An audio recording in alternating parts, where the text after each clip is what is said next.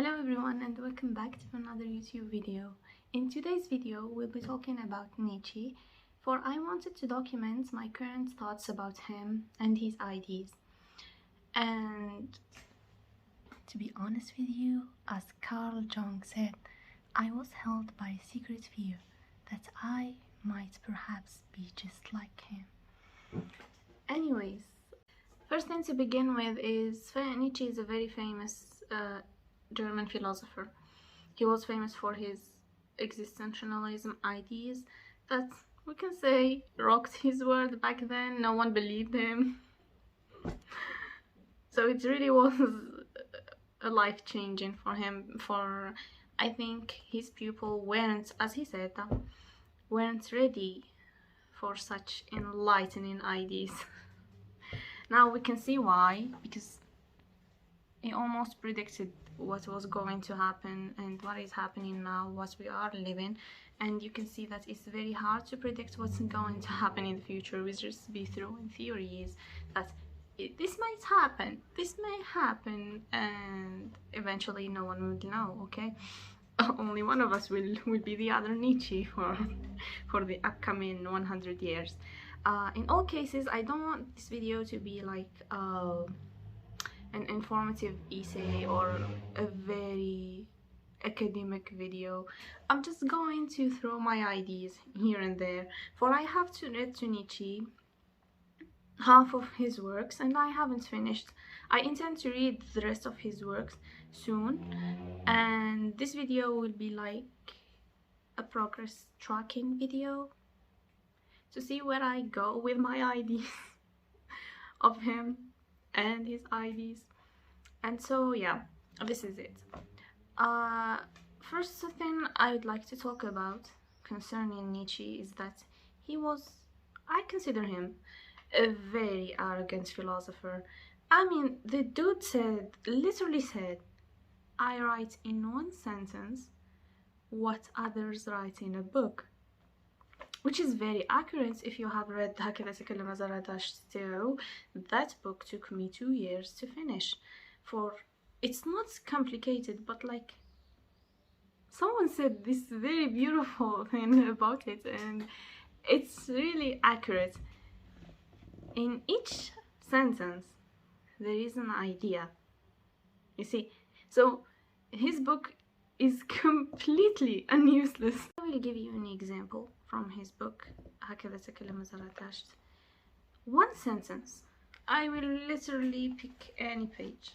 I wouldn't even bother to fetch a good sentence that would mesmerize us. Okay, the book is already open, so I can read anything. He says, وما هي فائدة هذه الحياة؟ ما هو مصدرك وإلى أين مصيرك؟ أفليس من الجنون أن تبقى في الحياة.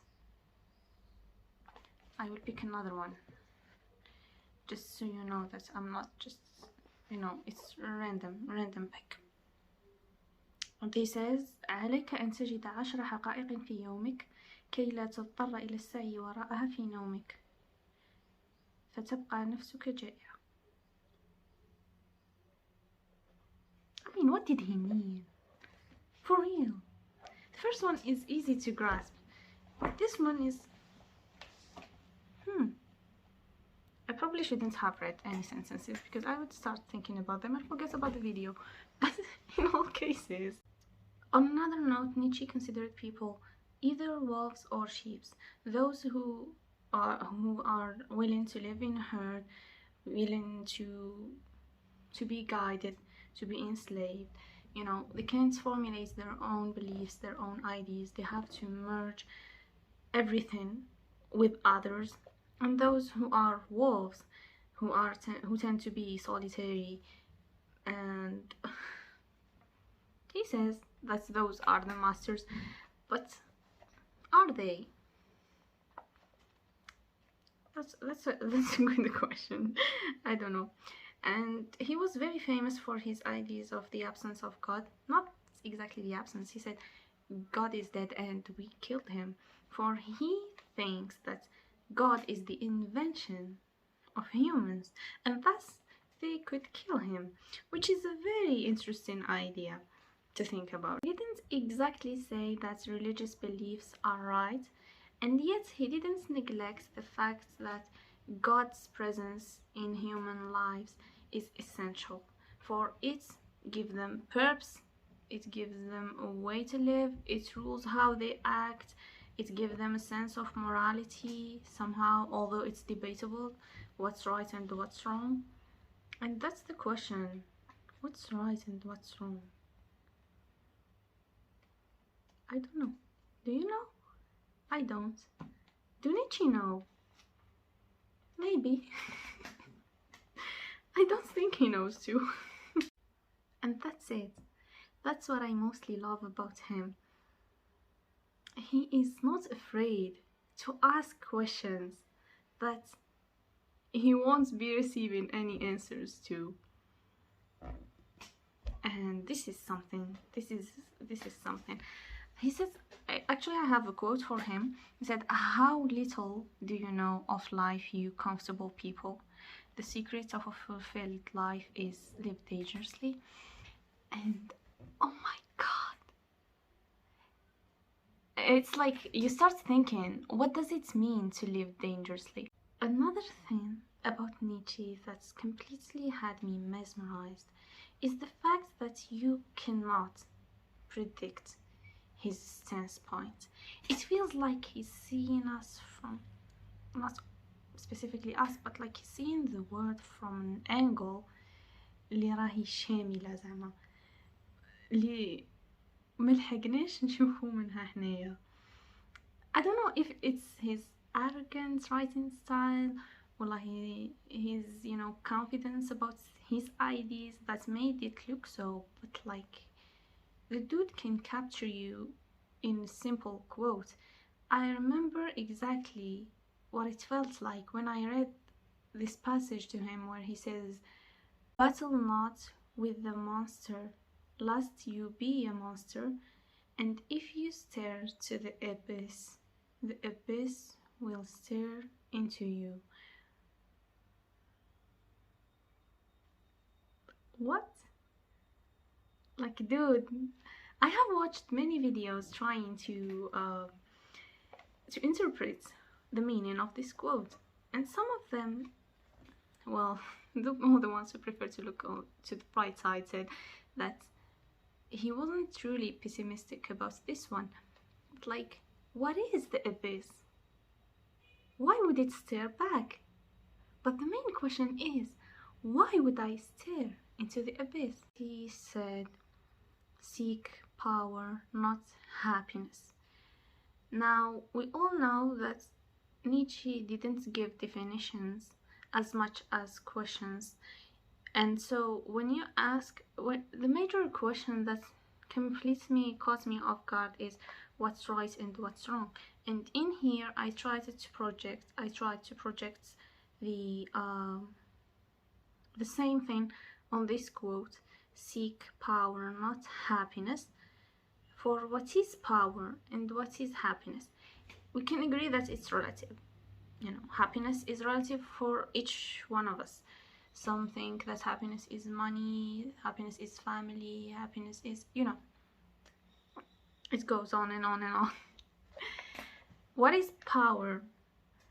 Are we supposed to chase power في المعنى العام تاعها اللي we all agreed upon، والله في المعنى الخاص تاعها اللي كل واحد عند باله في باله power is this؟ نا وين تكون power relative.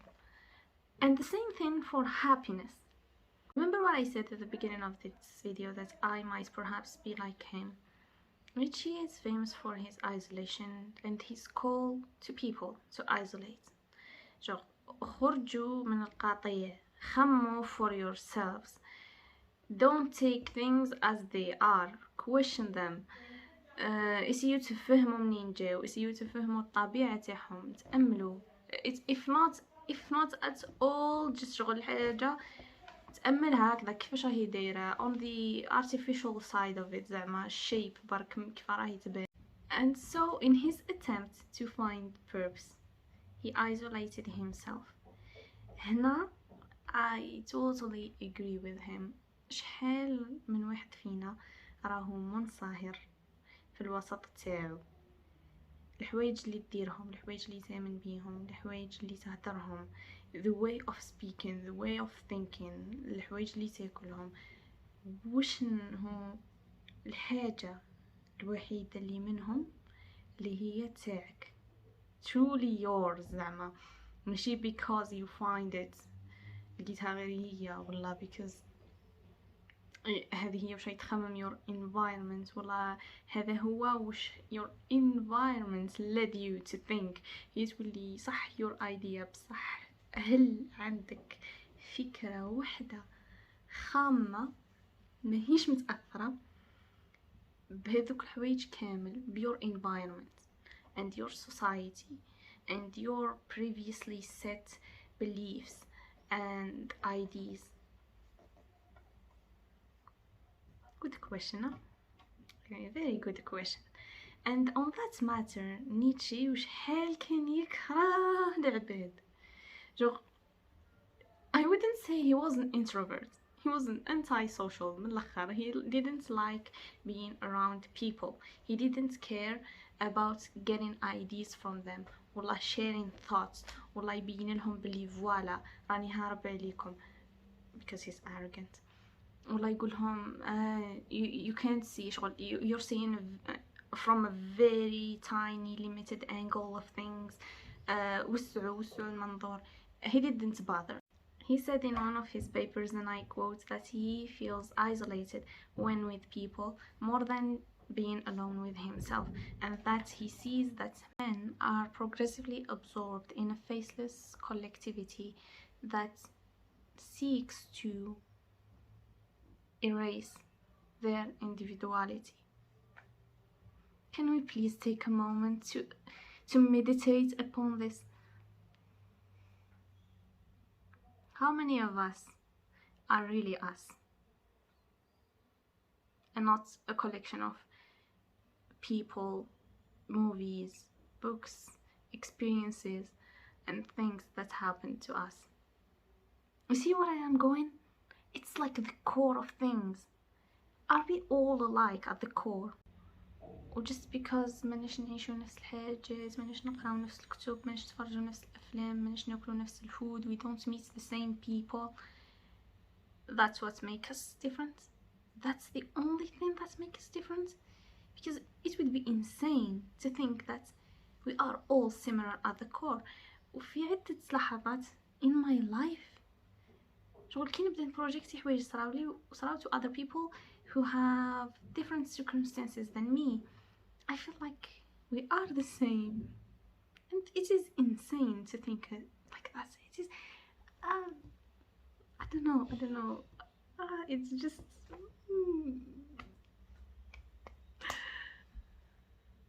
why? It's like كما قال لي it's okay, this feels exactly like كما راح قال لي الكنيسة باللي الأرض ماهيش مركز الكون. Aren't we all special somewhat? I don't know. Something else that triggered me of his solitude ideas, that ideas can kill. That's a fact we can all agree upon. And those ideas who can't kill you should be killed. Okay? Did you get it? And thus, he says, are you ready to be a murderer?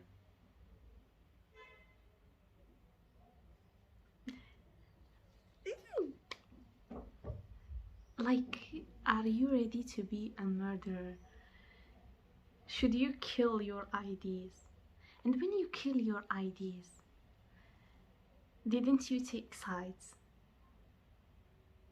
I mean, it's justifiable that you killed ideas in order not to be killed by them, but you killed some angle of the picture, and thus some part of the truth is gone. That's هارب للزمان نيتشي، هارب للزمان. درك أنا من عيد نفهمو أقسم بالله. حيرني قراب حيرني، بصح at the same time I feel like I do understand him deep down. I can't put it into words, بصح deep down some aspects of what he said I feel like I truly understand them. To end this, because I don't want it to be too long, I just summarized my whole main ideas that I believe to be influenced by him, for I no longer can be myself according to Nietzsche. I'd like to read a passage that spoke to me, and I have never felt so heard. So it says: وسرعان ما غمر كيانه كله شعور بالضئال، وامتلأت جادات عقله العظيمة التي عبدت من أجل الأفكار النبيلة بالنفايات، وبدأت ذاكرته التي امتلأت ذات يوم بأفكار عظيمة تخبو وكادت تتلاشى، وتضاءلت مخاوفه أيضا، ولم يبقى لديه سوى قلق واحد ينهشه بأن هناك خطأ ما. مشوشا راح يبحث عن مصدر قلقه وسط نفايات عقله، وهكذا نجده اليوم يفتش في القمامة كما لو أنها تحتوي على الإجابة. One more thing before I go is I'm going to recommend to you two books that you need to read in order to find out more about Nietzsche. The first one is not really his, عندما بكى Nietzsche, and that's Nietzsche Wept, Irvin Yalom. It's a fictional biography to him where he meets another doctor, a psychology doctor, who's trying to cure him from his depression that he had back in 1880, around that time. And there is a movie to that, movie adaptation, that I wouldn't say it's really did it's really did the job, but like, yeah, if you can read it, it's better to read it than to watch the movie. And the second one is his baby. هكذا يتكلم زراتشت. I wouldn't say go read all of it, because I know I mentioned at the beginning of the video that it took me 2 years to finish it. But one passage, just read one passage from هكذا يتكلم زراتشت that spoke Zarathustra in a lifetime, and I promise it wouldn't be the same. Any random passage, please. Now, I bid you lose me and find yourselves.